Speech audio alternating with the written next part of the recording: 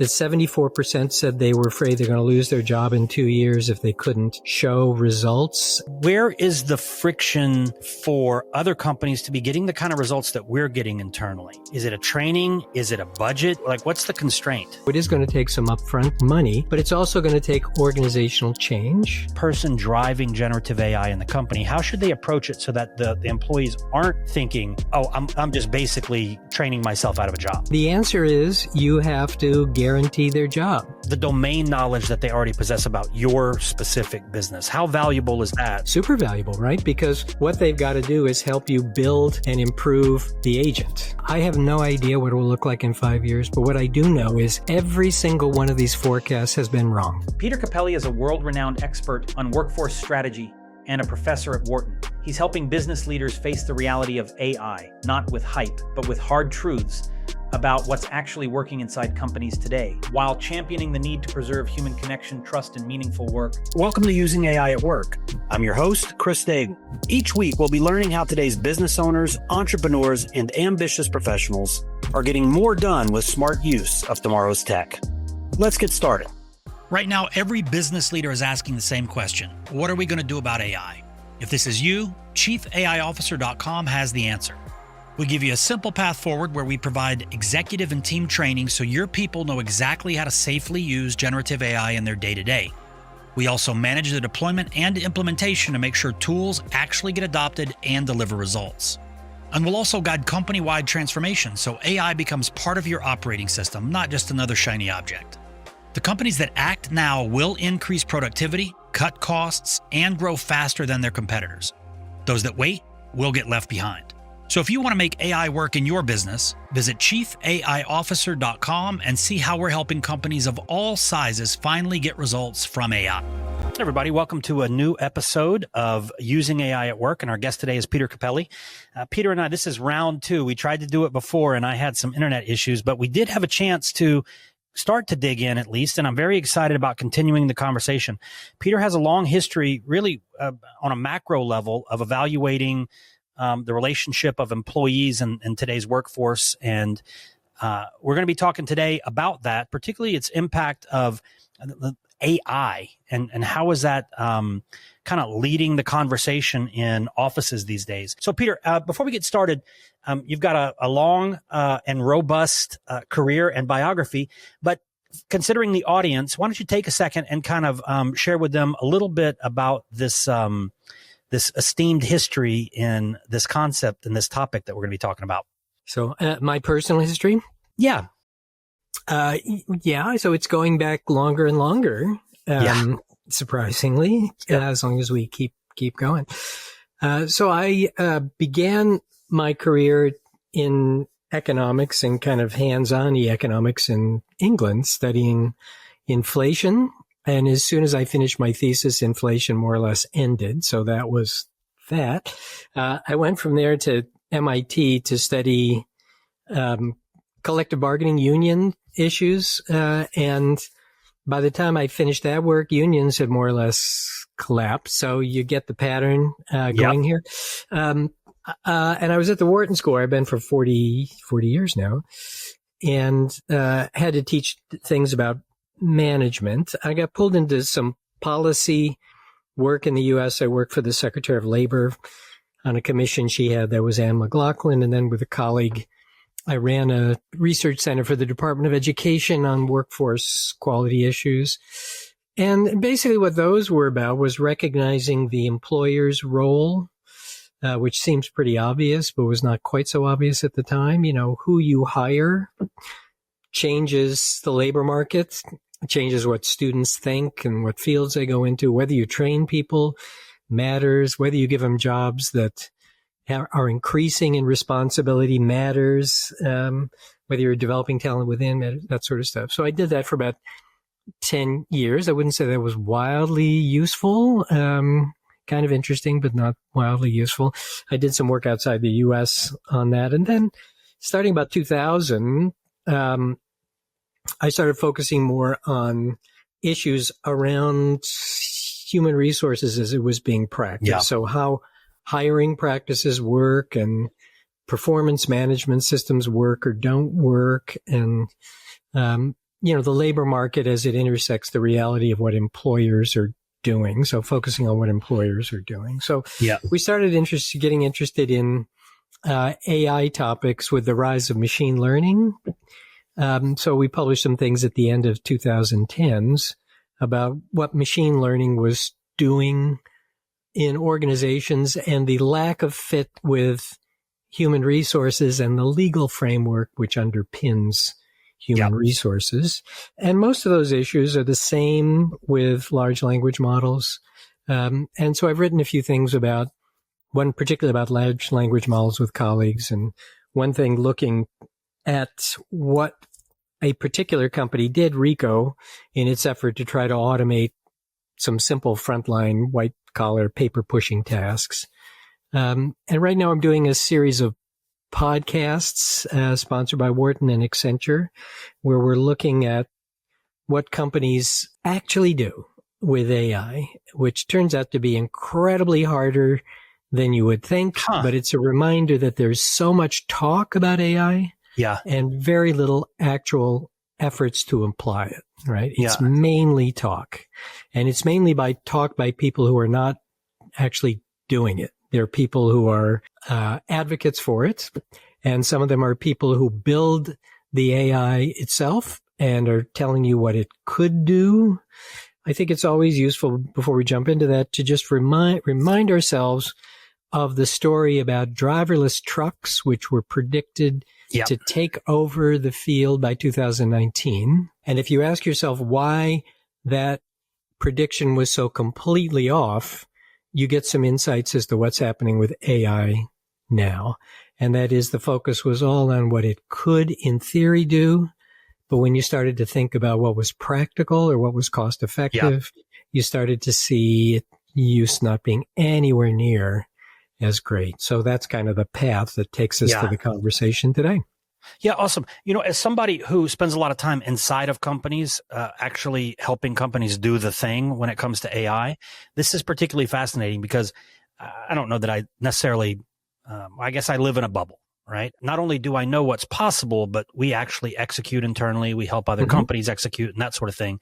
So I've seen some statistics recently. Now, the sources, I don't know what the data set was or the sample size or anything like that, but the amount of companies that are making an effort to introduce AI and being successful is pretty low. Are you finding that in your research as well? Yeah, well, we hear from our colleagues in the consulting world that it's about 5% of companies are giving it a serious push. The year before that, I did a quick poll at an MIT conference, which was AI related.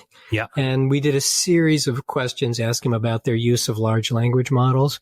And when you got down to, have you done anything that fundamentally changed a job in such a way that you could replace somebody, it was less than 1%. Yeah.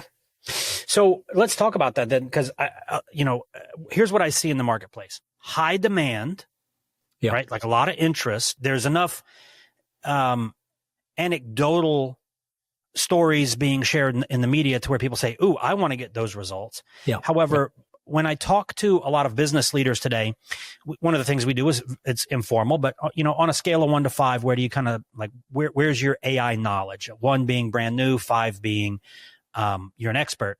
And most of them are, 6 months ago, it wasn't the case, but recently we're hearing a lot of people self-identify as 3s and 4s. And when I ask them, I'm like, that's pretty impressive. When I ask them, what are you using it for?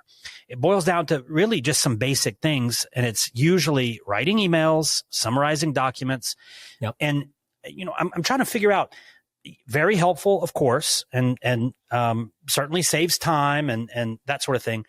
But what I'm not figuring out is, are they just not aware of what's really possible, or are they overestimating their own skill level when it comes to this stuff? Or what's your thoughts on that? Yeah, it's a really profound question, particularly for practice. I think you may have seen the survey that was a minor story, but it should have been a bigger one. A Harris poll, I've forgotten the company that sponsored it.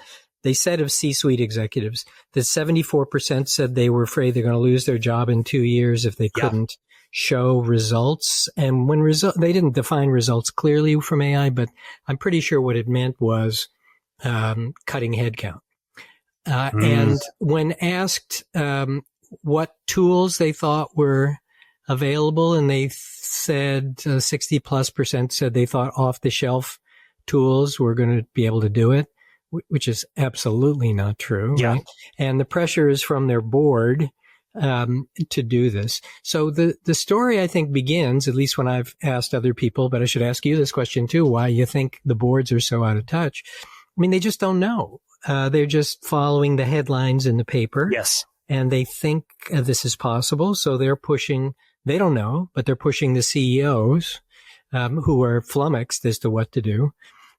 So I think its expectations for sure are way out of whack.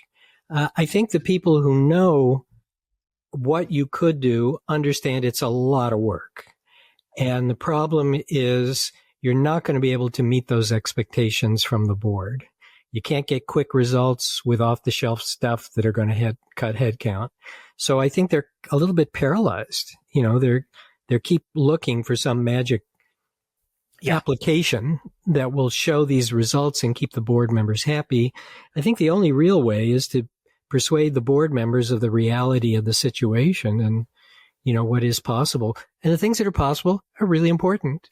But, you know, they're just not the magic bullet, right? So let's kind of talk about that. We've got executives that are, you know, under this mandate that are listening to this podcast. How would you advise them to kind of manage the expectations of the kind of out of touch board members that have seen the stories? And look, at some point, we'll be having a different conversation, but today is what we're talking about.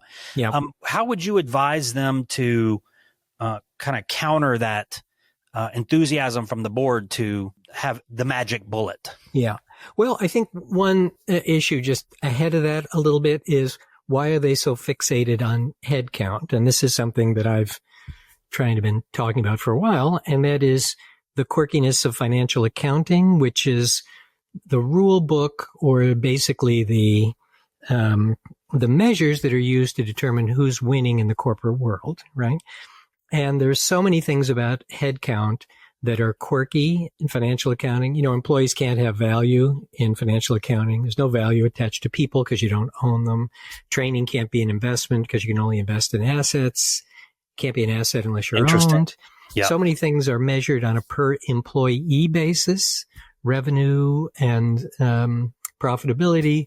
So if you could cut your head count, those things shoot way up and you look way better. So there's all kinds of reasons why they're fixated on that one issue.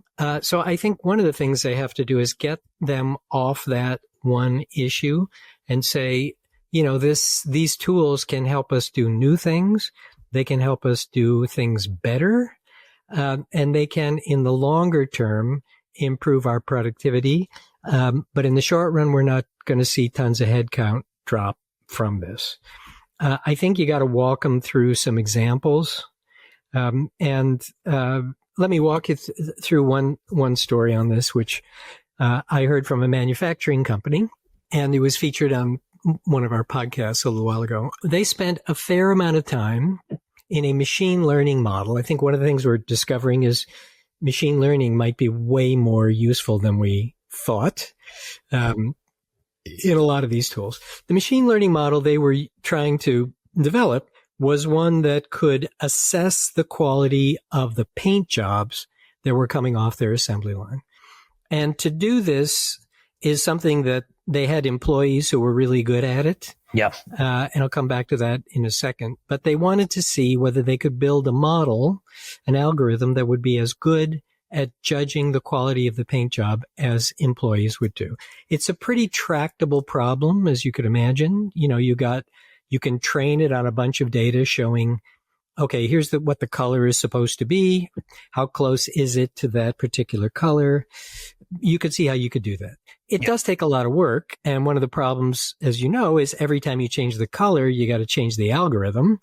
Or roughly, right? Got to be trained differently on different colors. But they did it. And the reason they did it was to prove to the company and the executives and presumably to the board that you could do this and it was going to be useful.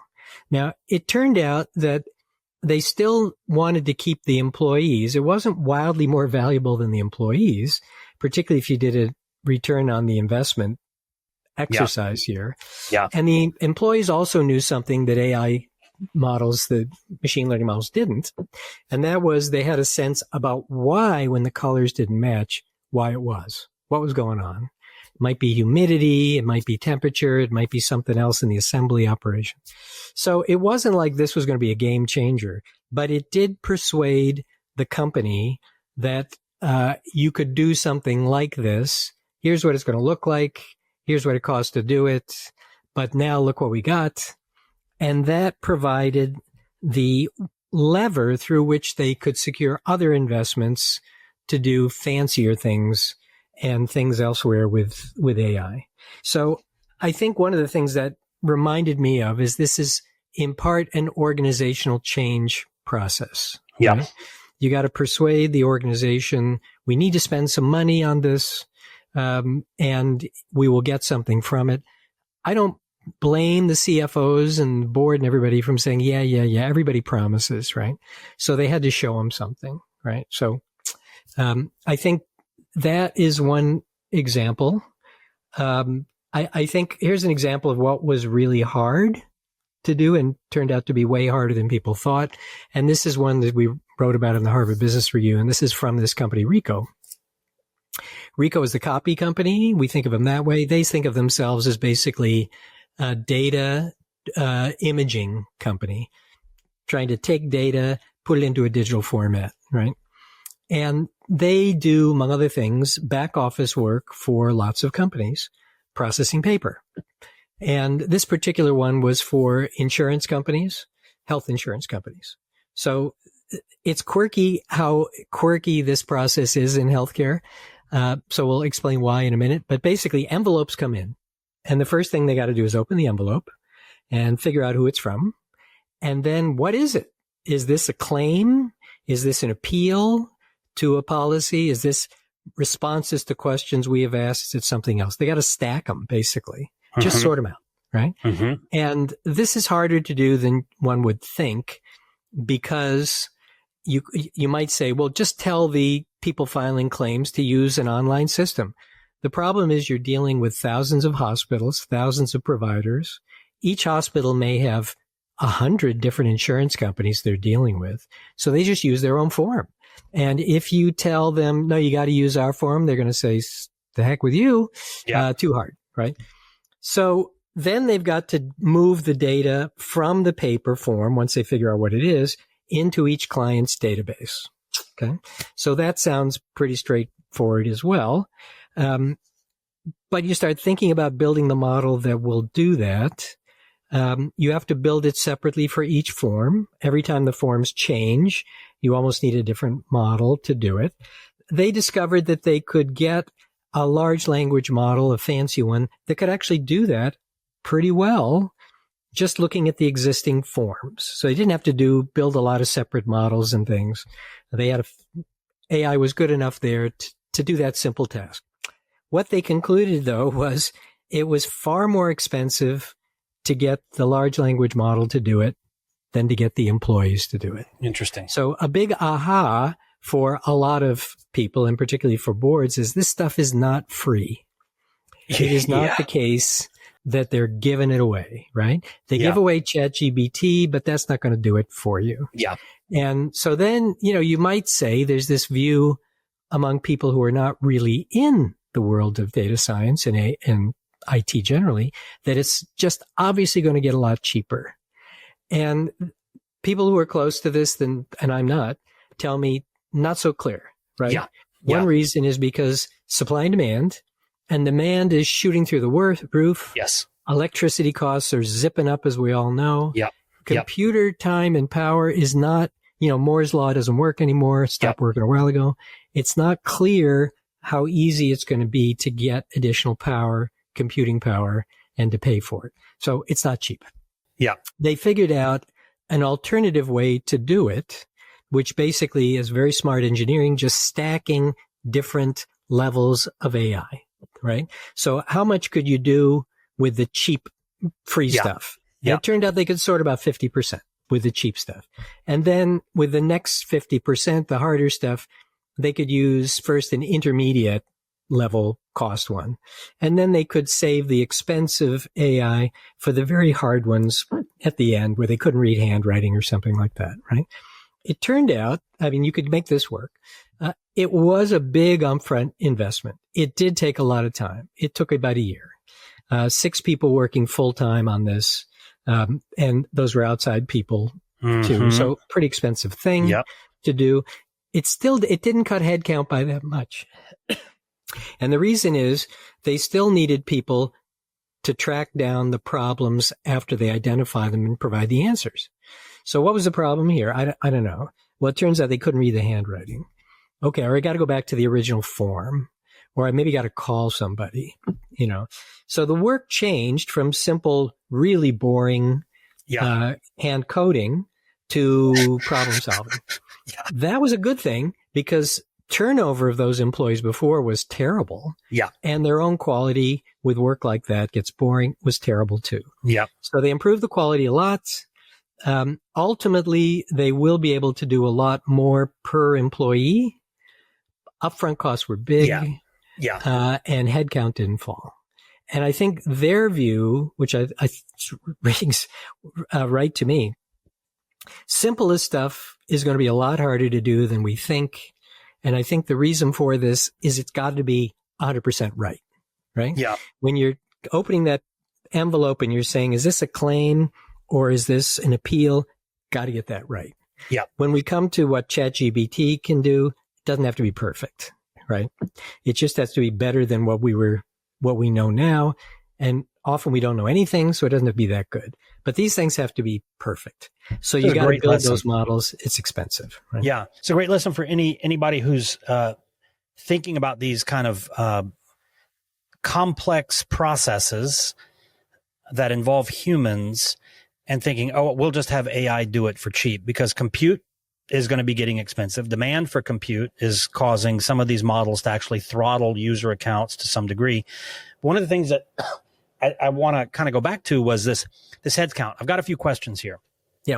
Do you think that that is a metric that boards historically were able to say, oh, this is a good thing. We're reducing costs by, so do you think that they're kind of like, even though we have this new technology, they're still leaning on old way of looking at things? I think so. They're stuck on headcount. And that's why this was so appealing to them, because the promise was we'll cut headcount.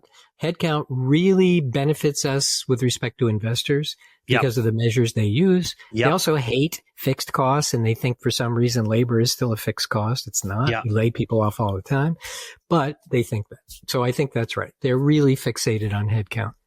Okay. So as an executive who is having to kind of translate the reality into the viewpoint of a board who is still kind of stuck on, they don't understand it well enough to know that the whole paradigm is changing. The best advice for them would be what, perhaps some effort at educating the board that the paradigm has changed, that is not necessarily the metric they need to be measuring.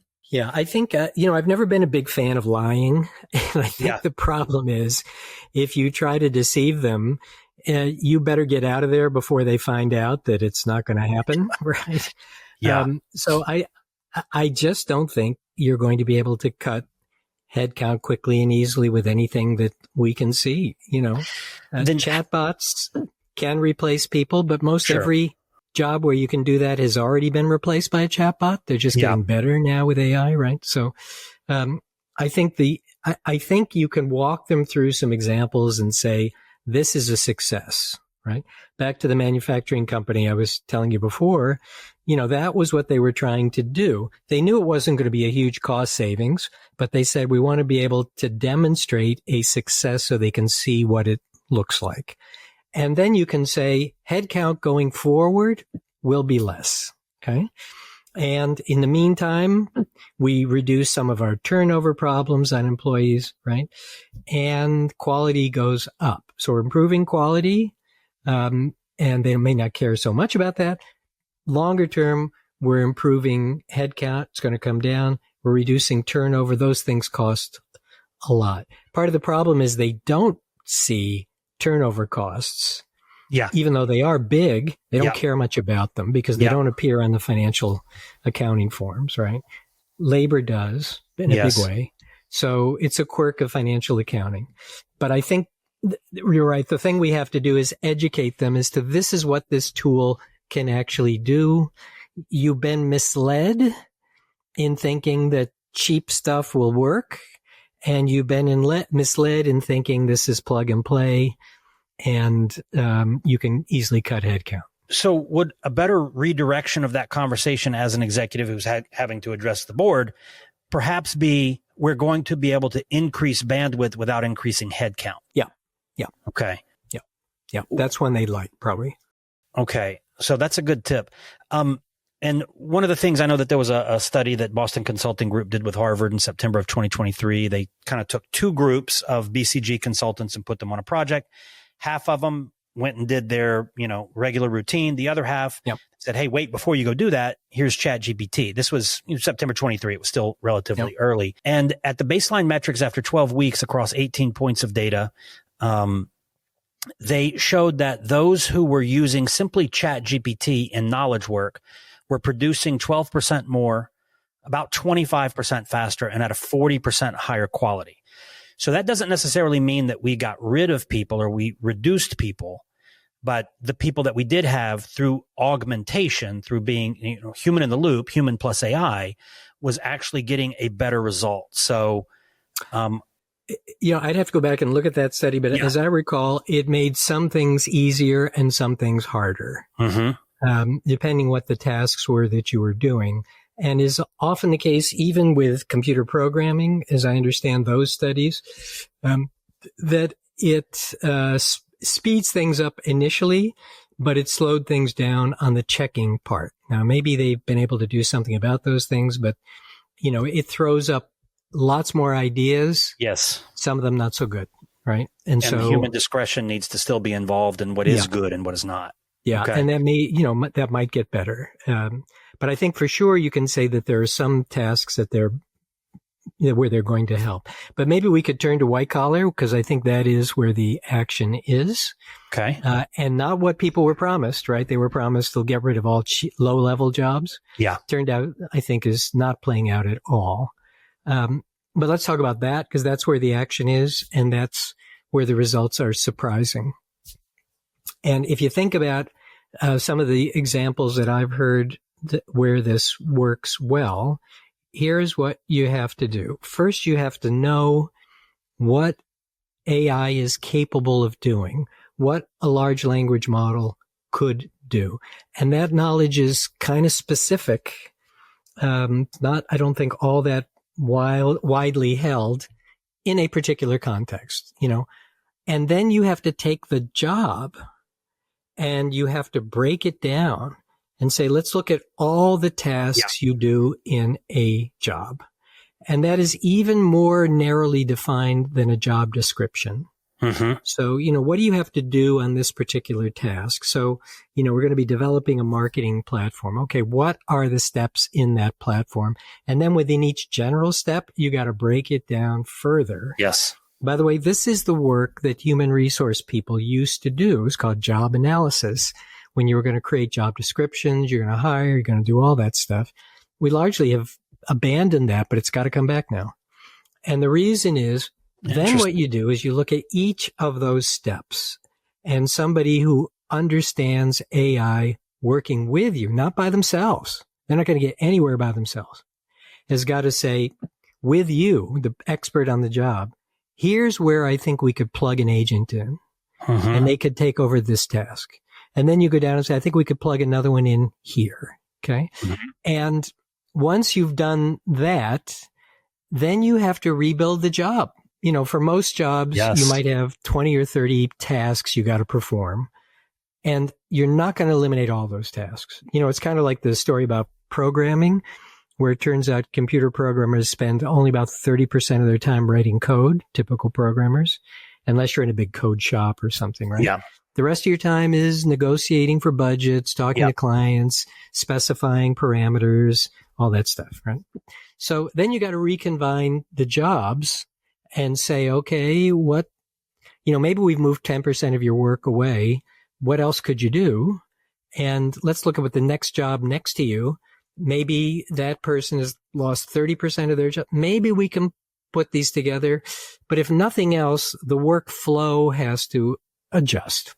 Yeah, that makes a lot of sense. And then you need the person who's going to do that work to help the agent get better. And that means, the agent sent me this answer to this, but that wasn't a good one. Here's why. We got to fix it. Got to go back to the programmer, the AI expert, and tell them how to fix it. So it's a lot of work redesign, right? With an IT person who knows what's going on. So, and it takes a long time to do this. Once you do it, the big discovery is things move way faster. Okay. Right. And you can get more done. You could get 2 projects done in the time maybe it would have taken you 1 to do. You can get this consulting project done in half the time. You don't necessarily save headcount. It's possible you might, but mainly it's faster and better. It's just opening up more bandwidth capacity. Yeah, that you could do other things with, right? And you actually get better. The tasks are probably done better if they could be done by an agent. Like review the literature on this topic. Yeah. It'd take me a long time to do that. Agent, at the very least, will give a first cut that's pretty good. And then I got to help the agent make better cuts later on. You also can see from this, though, you need the cooperation of line workers, line employees, or this is not going to go anywhere. If you try to get some consultant to parachute in and the employees don't want to help them, this is going nowhere. So can we talk about that? Because that resistance or potential resistance, because the narrative is AI is going to take jobs, right?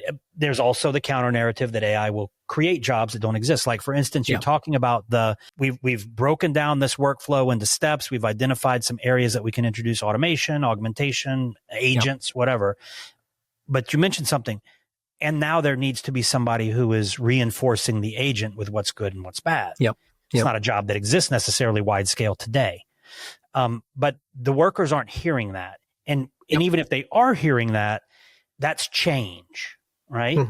And I like doing it the way I did it, right? Why do I have to do it a new way? So there's going to be some friction in this process. How would one go about, let's say I go into a company, they want to introduce at least generative AI solutions into some of their workflows and processes. I sit with the workflow owner and we start to map out what they're doing step by step, just like you described. At some point, or maybe throughout the entire effort, they're going to be thinking, oh, they're just trying to figure out what I do so they can get the robot to do it for me, right?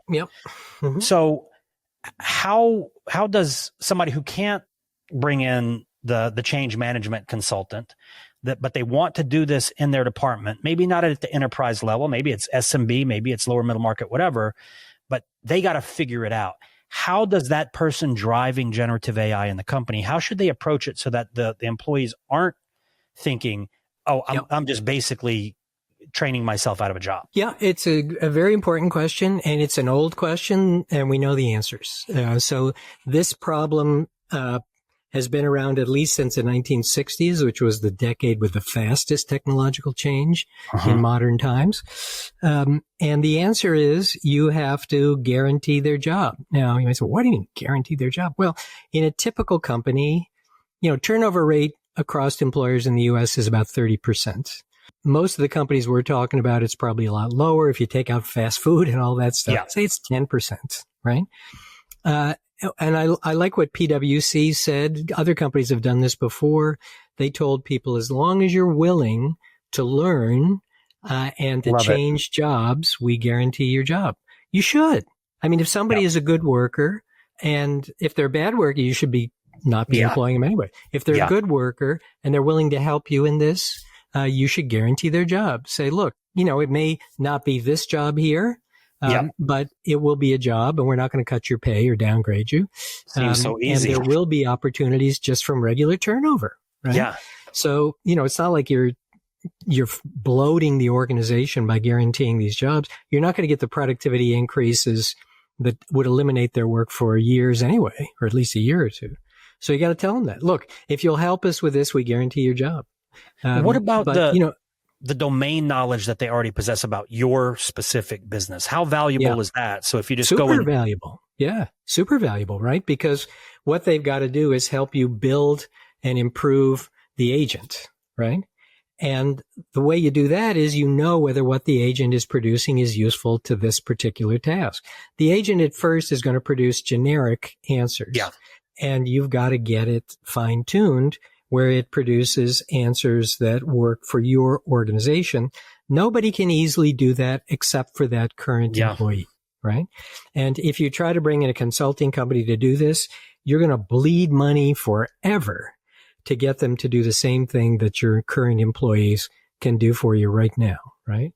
So, you got to persuade people maybe a little further up the food chain that this is by far the best way to do this. Yeah. And it's also, by the way, just not that you might care about being humane. It's also the humane thing to do. Yeah. And the thing that will build loyalty with employees rather than undermine it, so why not do this? You mentioned that humane element.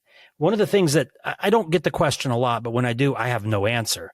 And that is, fast forward 5 years, the technology's improved, the adoption has accelerated, and the AI is capable of doing all the things that we've talked about today where there's still a challenge in the humans.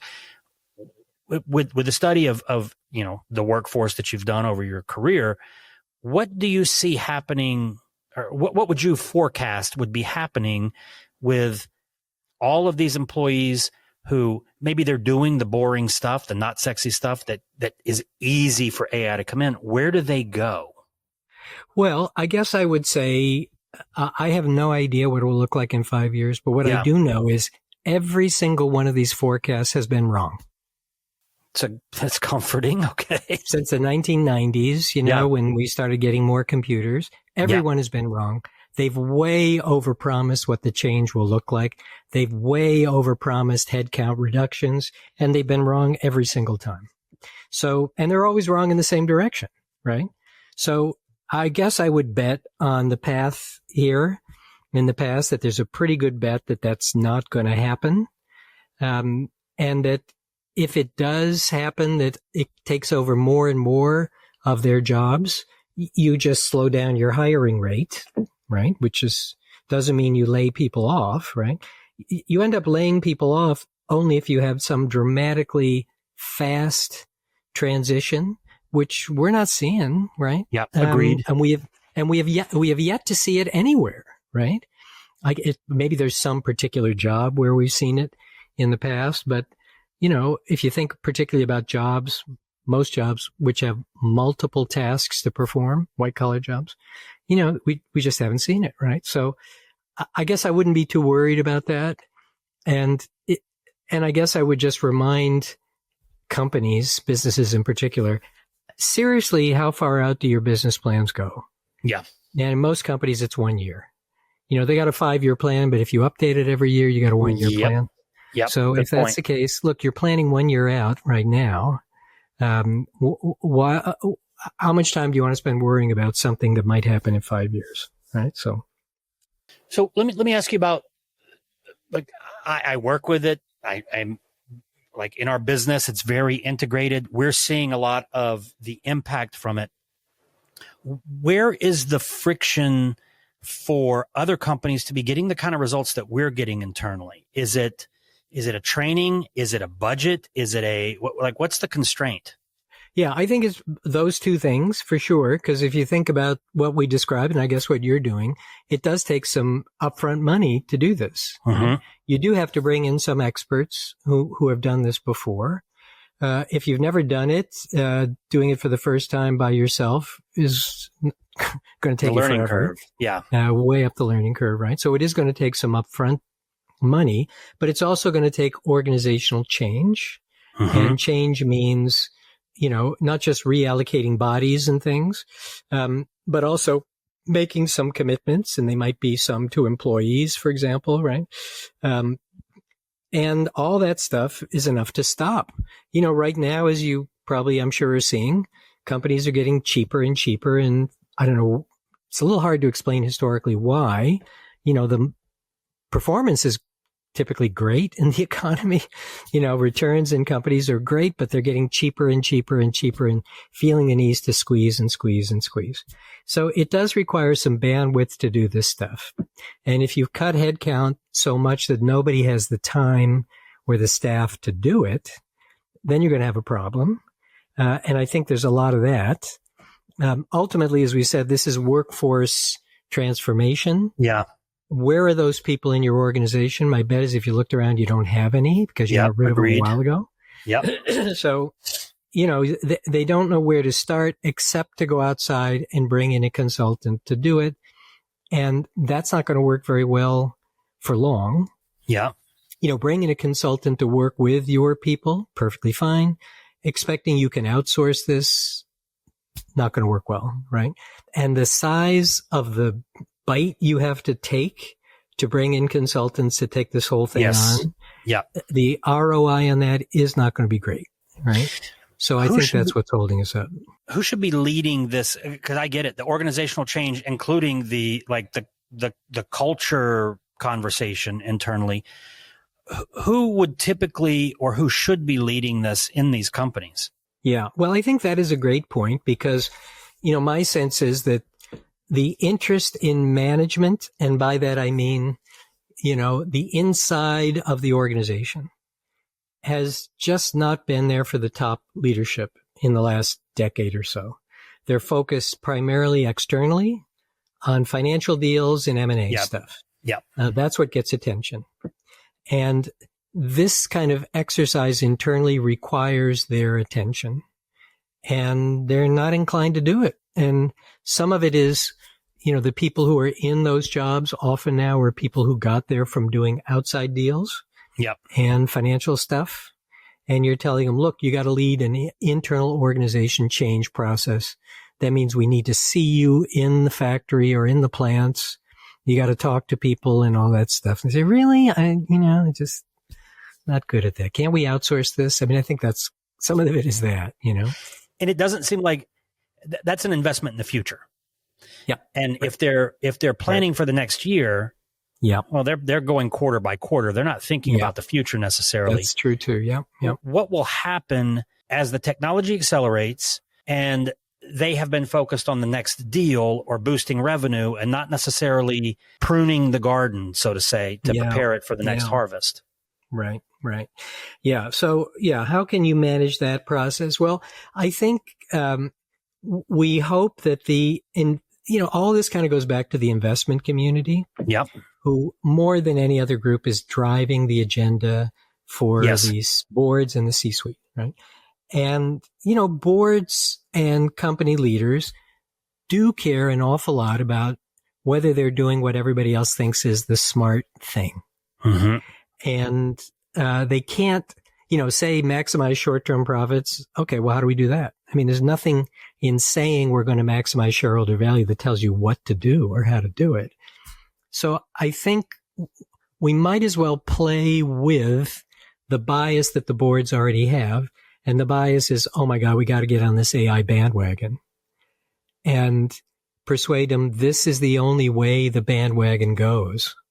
And we don't want to be the only people who are not on that bandwagon. Yeah. Right. You'll look stupid if you say, would they ask you, at the conference board or the business roundtable, and you say, well, how's your AI going? What are you doing? Nothing.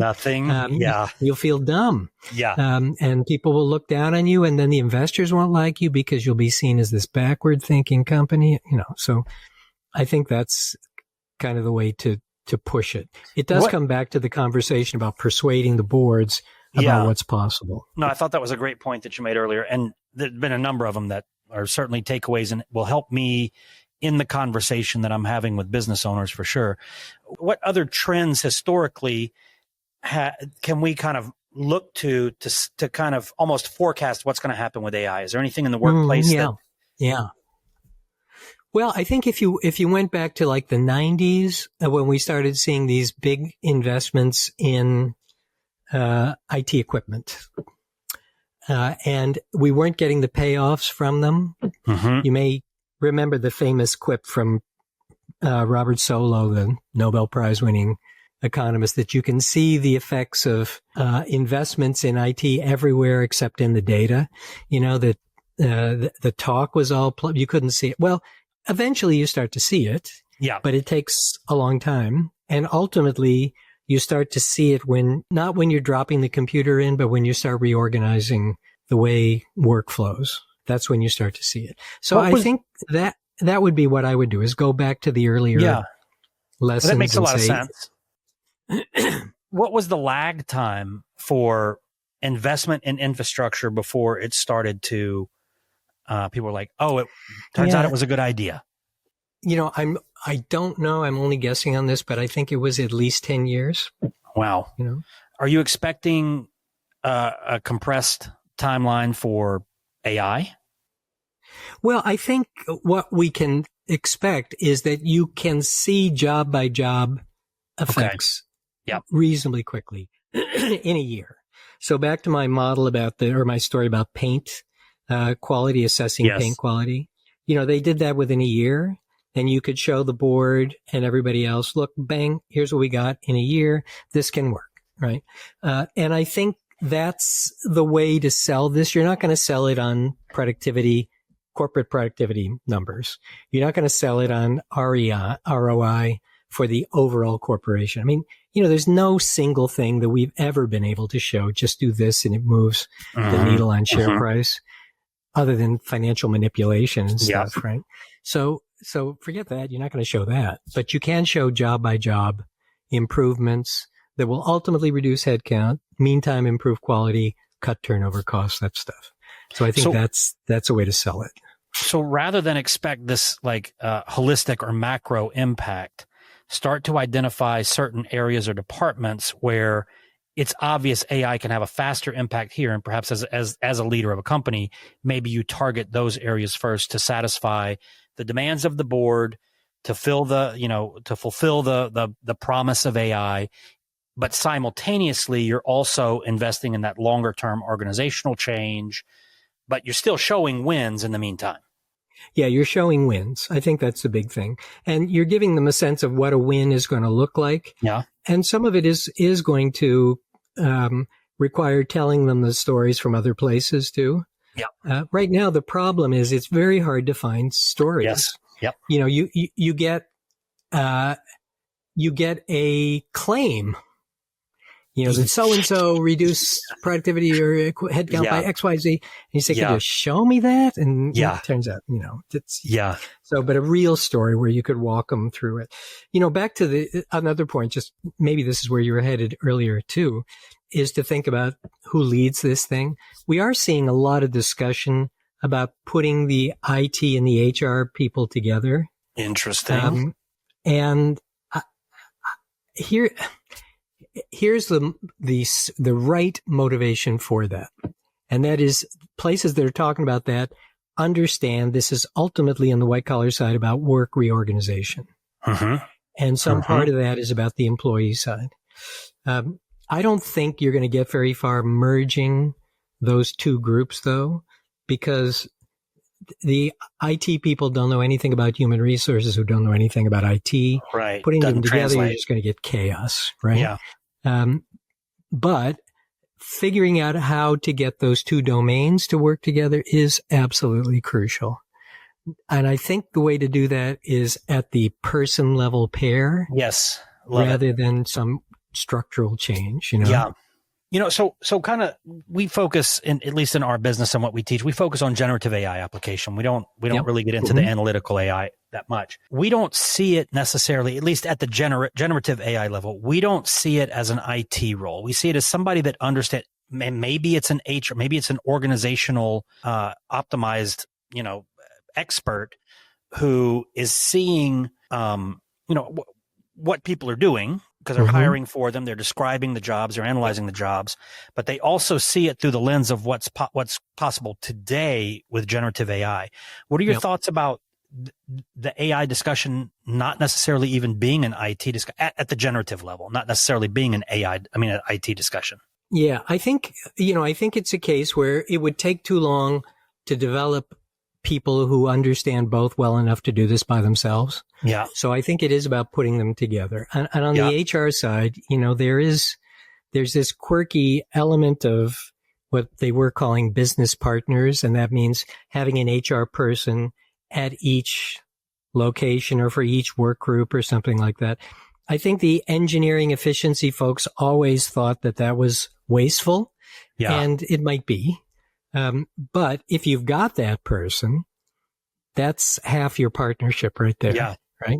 That's a person who is in our plant, knows something about the work there and knows a lot about the individual people and has a feel for the culture and all that kind of stuff. If you partner that person up with an IT person who understands enough about various types of AI you might be using, which might be generative, but more likely machine learning stuff. And you partner those two people up, and maybe you bring in a consultant to walk them through a couple of jobs, and then you let them go and see what they can do. I would say that's seems to be the most cost-effective bet, I'd say. So let me ask, I saw a news story the other day. I think it was IBM that had a significant cut that they announced, with the bulk of those people being in their HR department. Are you familiar with this that happened at IBM? It was a couple weeks ago. I didn't see it per se, but it wouldn't surprise me. That's often the case. It's sort of like saying to the investment community, we're cutting middle management. Okay. It's something they always like because they don't think middle management does anything. Yeah. And cutting HR just sounds like you're cutting infrastructure. So I think, though, that if you're in the HR function, you really need to be able to show to people that you are, to leaders, that you're doing something that supports the business in a tangible way, in something which is important for the future, and is not just supporting the people side, which frankly they don't get. Yeah. Leaders don't get, boards don't get, they don't understand turnover costs. A lot of that's the fault of HR, just not showing them what these numbers look like. Yeah. But nevertheless, they don't get it, right? So it is super in the interest of HR to get onto this train. So I think if they're paying attention, they'd be supportive of it. Whether you can get the IT departments to get on and partner up would be interesting. But I think, if the CEO tells them to do it, they'll do it. Right? Yeah. Peter, this is, I'm fascinated by this because I'm not a high empath, let's say. I'm looking at the numbers and optimization and things like that.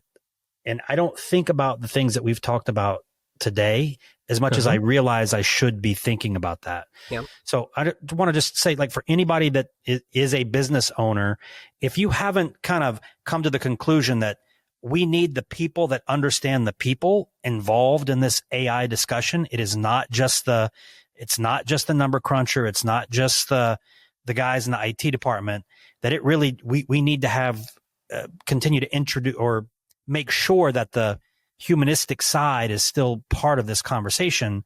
I think that you will wish that you had at a later date. So, Peter, I know that you've got an update. Is it an update to your book, or is it a brand new book that's coming out? It's an update. Well, no, it's a brand new book. It started out, they just wanted me to update the old book. This was about remote work. Yeah. And then there's so much that's new since I wrote the first one, which was mainly looking at the evidence that it existed before the pandemic, which had been studied more than people seem to know. And looking at what the problems were. That was the first book. What are we going to have to wrestle with? And now we got some better sense of what we have to wrestle with and what's not going quite so well. So I think the book is really about recognizing the importance of human interaction, which has kind of got lost in the conversation. Yes. Particularly the view that you could just do everything by yourself, and what could be wrong with that? And now we see all the things that are wrong with that. New employees are lost. Employees are not cooperating as much as they should with each other. The things that happen in the office, people helping each other, getting quick answers to problems, working out problems before they escalate into something big because it's face to face. And, occasionally maybe getting good ideas from each other. All that stuff is not happening the way it should.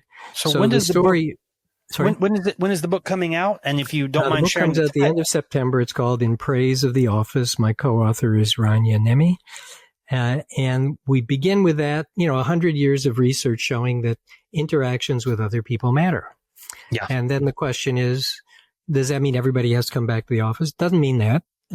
It does mean, though, management has to be purposeful. If you want to be hybrid, you could do that, but it's going to require some work. So it's very much like our conversation about implementing AI. It's going to require some work. Yeah. And it is a change, right? And the change in this case is not that hard. Things like, for example, why is hybrid not working so well? The first and most obvious reason is people are just not showing up. Yeah. So they have anchor days and people don't come. And the attendance is terrible, really terrible. Why is that? Well, it's partly because top leaders have not made it a priority. They pushed it down to the lowest level, thinking that's the solution to most problems. Just let them decide based on what suits them. But then the problem is each supervisor, they don't want to be the bad guy.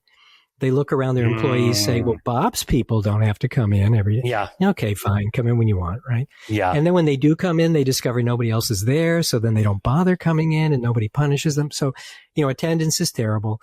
And so they're not getting any interaction. So the theory, fine. Execution, terrible. And the other simple problem is meetings are terrible, right? We spend way more time on virtual meetings. The meetings are bigger. They go on longer than they should. People are typically off camera. They're doing other stuff, so they're not paying attention. And increasingly, I'm hearing, they don't actually even log in. They just have their agent log in and take notes. So why are we having these meetings in the first place? Right? So those are problems which are just right there in your face.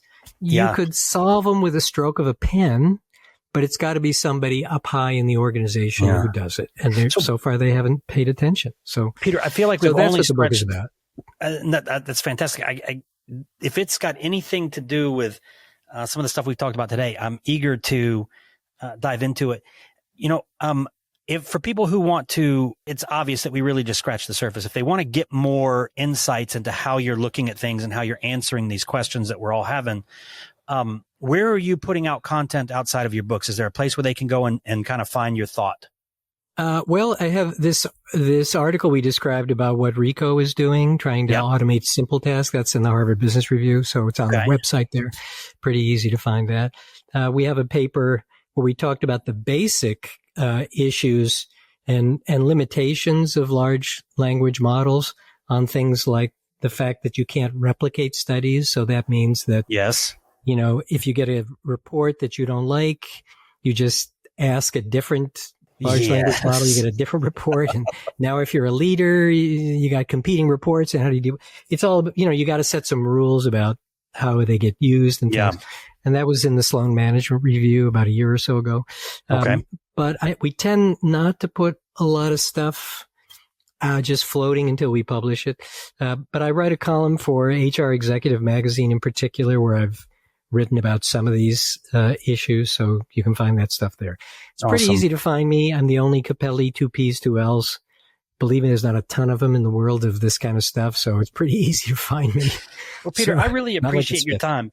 This has been my pleasure. A lot of times we talk about tactical things and like specific to using the tools, but this opportunity to really ask some questions that I've had about, like, how do we look at what's going to happen and the like, how do we get it to stick? I think that I've gotten a lot of answers from this. So good. Well, that's great. We're going to have a link. I learned to a lot from this too. This is very helpful for me too, Chris. I'm going to have my agent come and listen to your podcast here. So I learned and what, Peter, honestly, we said. Anytime that, like, I'm in the weeds, right? Like, I'm in the trenches with these, not necessarily at the enterprise level, but I'm having this conversation all the time. So if I can ever be a resource for or perspective, or what do you think about this? I'd Great. Thank you. love to be of service. So Good. Thank you. And you'll hear from me. Awesome. Okay, everybody. Thank you so much for being on the podcast today. And Peter, I'm sure we'll be in touch. Thanks, everybody. Thank you. Thanks for tuning in to Using AI at Work. Don't forget to subscribe for more conversations about how to use AI at work. And a special thank you to our sponsor, Chief AI Officer, for empowering businesses with AI education and training.